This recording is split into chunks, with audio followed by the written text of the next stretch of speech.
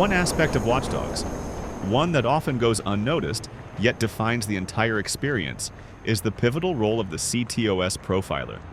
Not as a simple gameplay mechanic, but as a storytelling device that silently shapes the moral landscape of the game. It isn't just a tool that tells you who a person is or what they're doing. It's the window through which Aiden Pearce sees the world. And more importantly, it's the lens through which the player is forced to confront the reality of digital voyeurism. The profiler turns every random pedestrian into a character with a life, a struggle, a secret, or a flaw. And that one mechanic is responsible for making Watch Dogs 1 feel more grounded and more personal than any of the sequels. When you walk through the streets of the game, the profiler is constantly feeding you information. Someone is behind on rent, someone survived cancer, someone donates to charity, someone has a violent criminal record. These tiny fragments of data don't just humanize the NPCs, they complicate every single action you take. When Aiden steals money from an account, you might notice afterward that the victim is unemployed or drowning in medical debt. When you stop a crime in progress, the profiler has already briefed you on the emotional state of both the offender and the victim.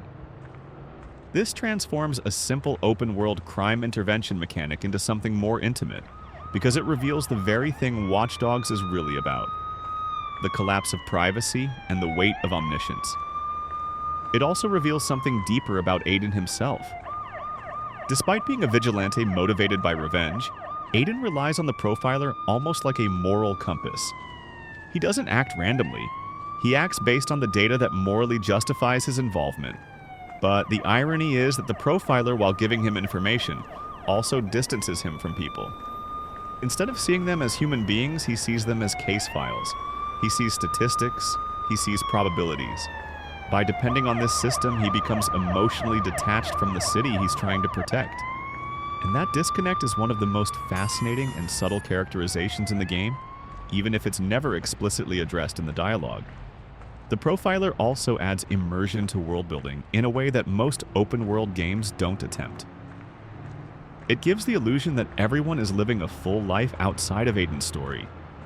Even if these life details are procedurally generated, their consistency and variety create the sense that the city operates independently of the protagonist. That's something Watch Dogs 1 does better than many games that came after it. It makes the world feel alive through data, not through large crowds or flashy NPC behavior.